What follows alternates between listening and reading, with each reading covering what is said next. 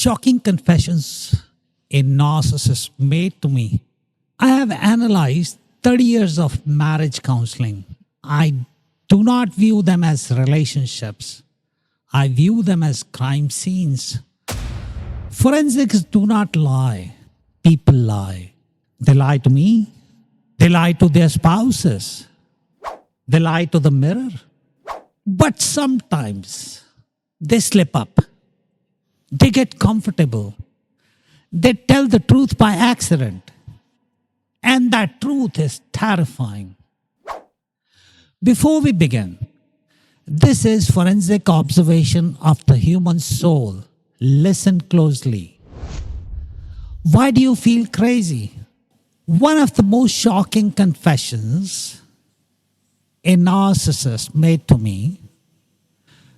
This is how a narcissist think when they believe no one is watching.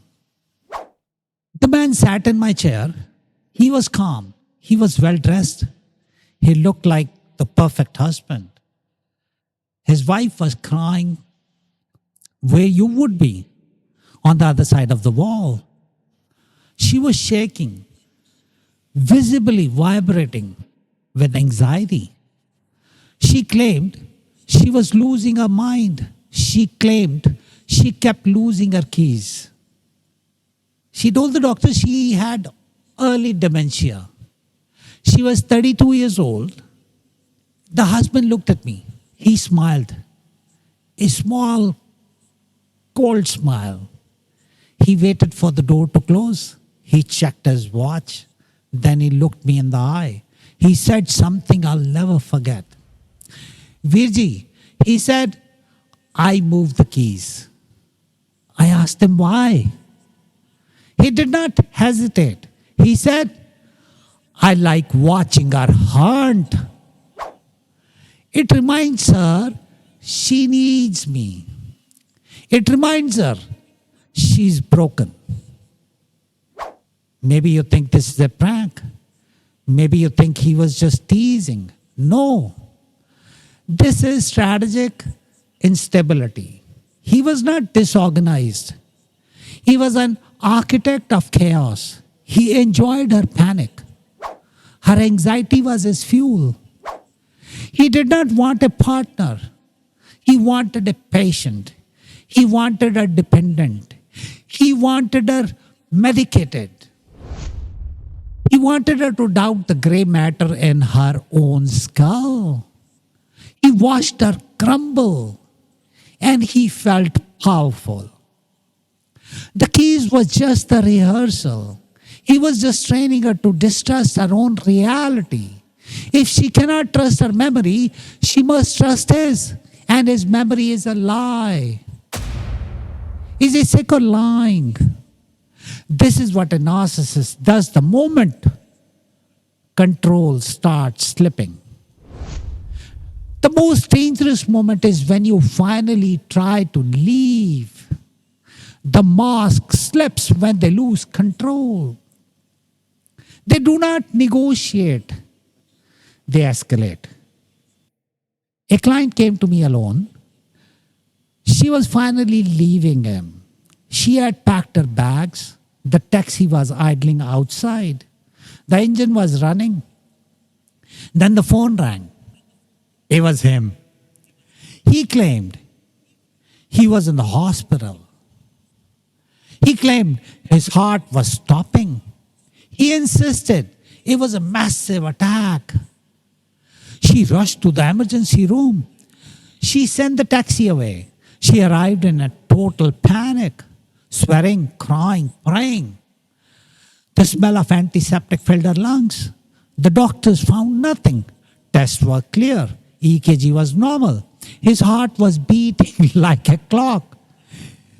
He was sitting up in the bed. He looked fine. He looked at her and smirked. He whispered to me later, Virji, pain is useful. She forgot about the divorce. She was too busy worrying about my pearls.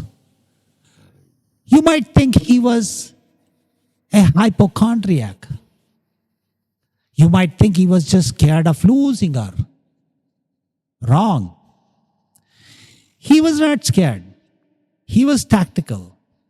This is a weaponized frailty. He used his body as a hostage. He hijacked her empathy. He knew she was a caretaker. He knew she could not walk away from a sick bed. He was not sick. He was losing power. So he manufactured a crisis. The ambulance was his taxi back to control. He turned her compassion into a cage and he locked the door from the inside. Why do they destroy your reputation? Narcissists lying on your name are being judged. This is how a narcissist destroys your credibility. Before you ever speak, the relationship ends, the war begins. This is the most brutal phase. They cannot control you anymore, so they must control how people see you. One man boasted to me, he was proud of his strategy. He leaned back in his chair. Virji, nobody would believe her. I told them she's unstable. I told the neighbors she drinks. I told her boss she steals. He did not say this with shame. He said it with satisfaction. He was painting a picture. He was preempting her truth. If she speaks later, she sounds crazy. He planted the seeds of doubt early. This is reputational assassination. It is a preemptive strike. He isolates the victim.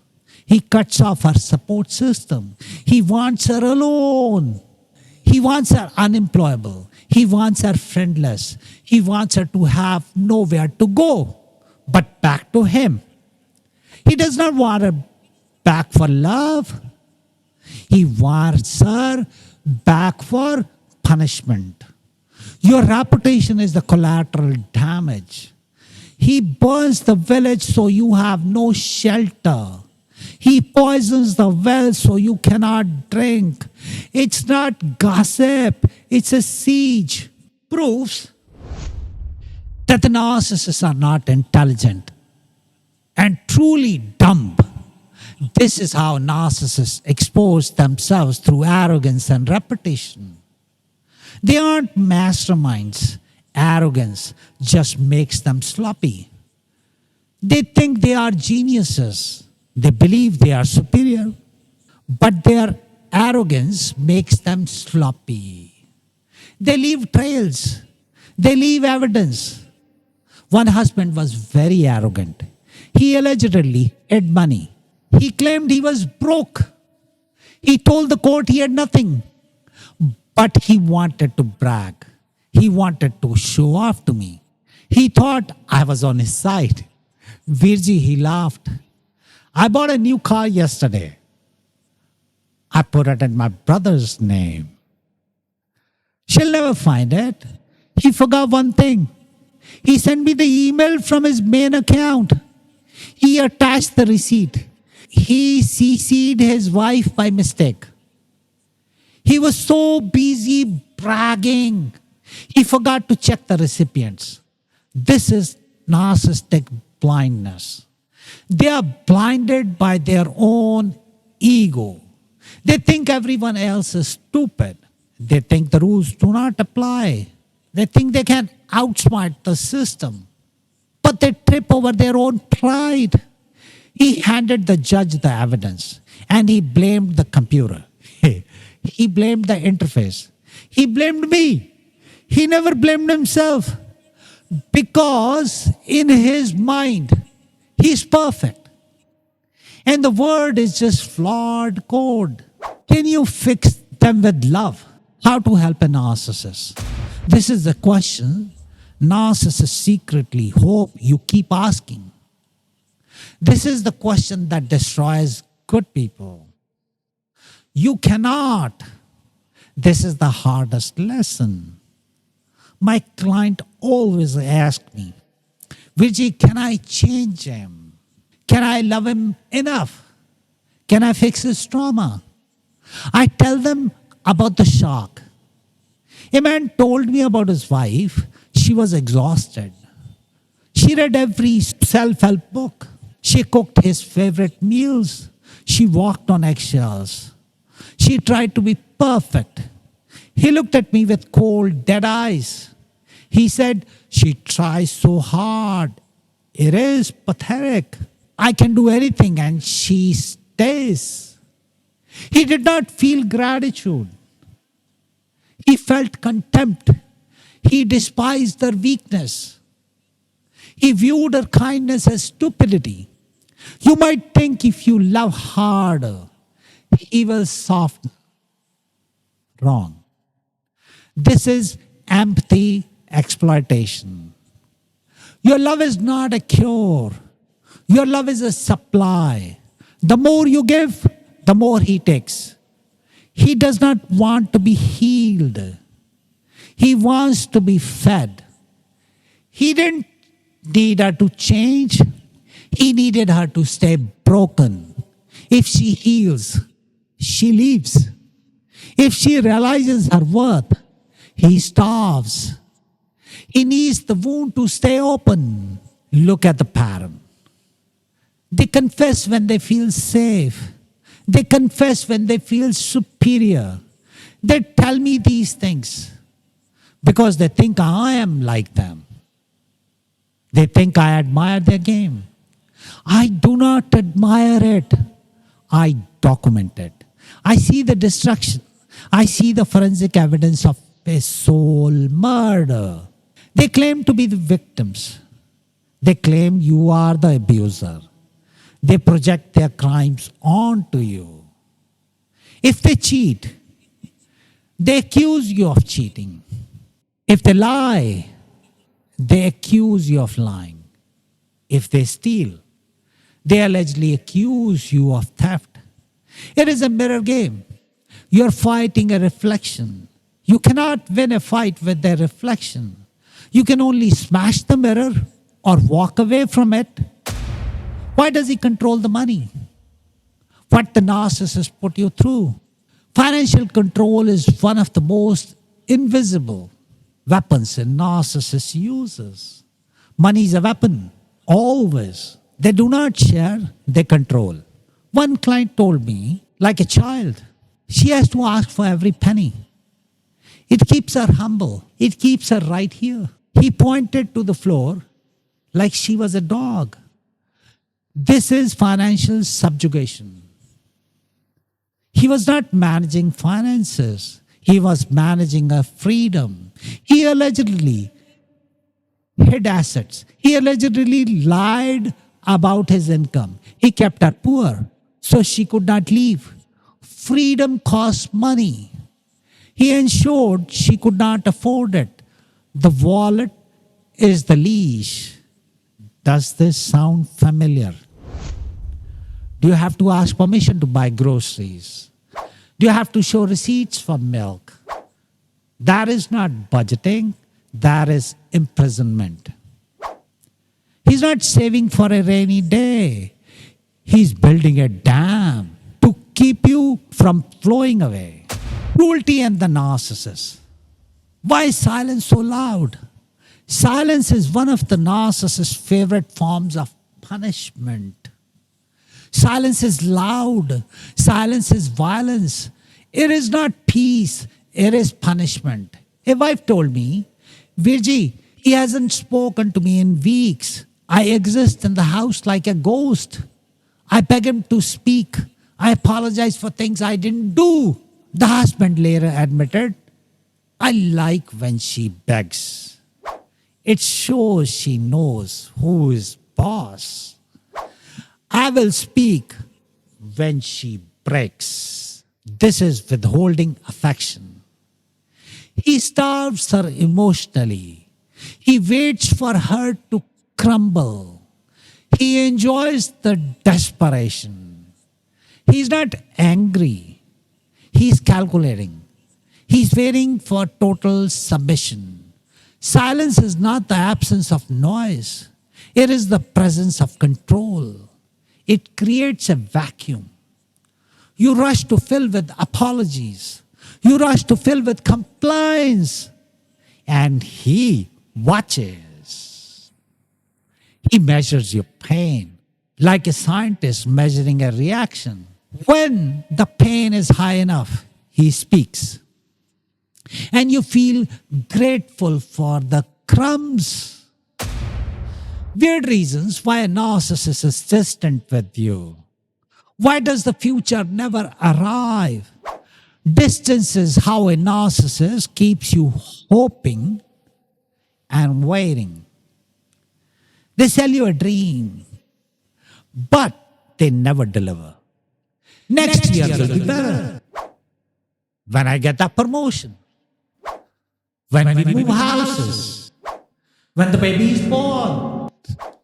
One man told me plainly, I promise her the moon.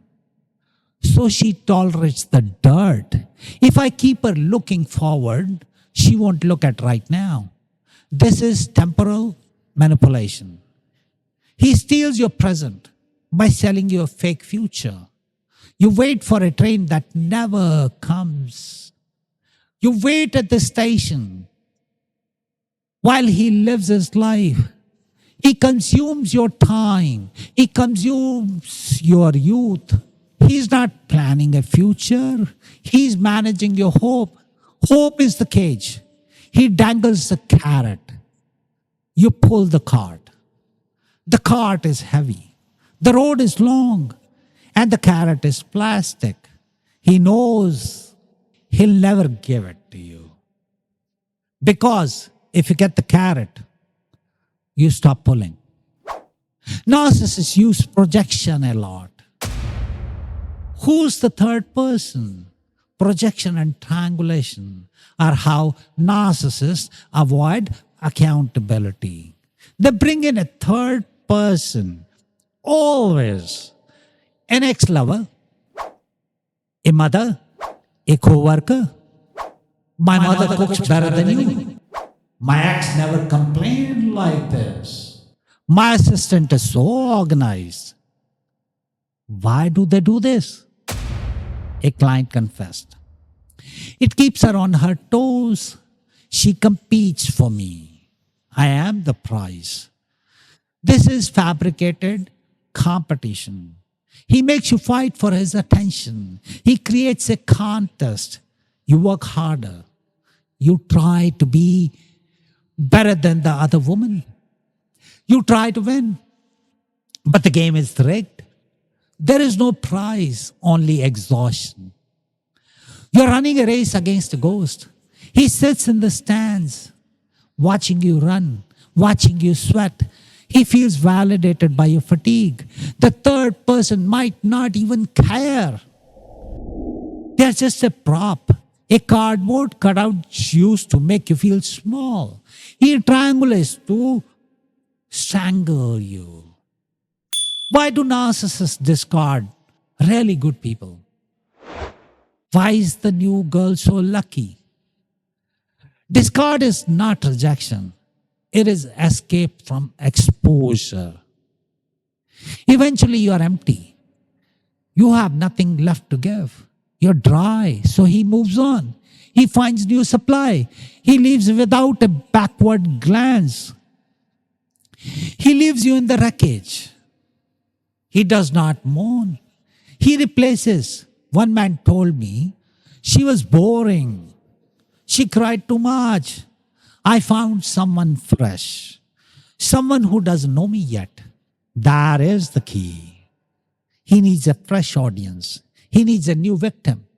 He cannot sustain the mask with you. You saw behind it. You saw the rot. So you must go. You are a witness. He destroys the witness. He starts the cycle again. The new girl is not lucky. She's just next. She's in the honeymoon phase.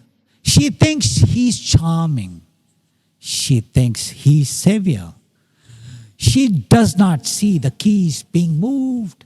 She does not see the fake heart attack. Not yet. But she will. The script does not change, only the actors do.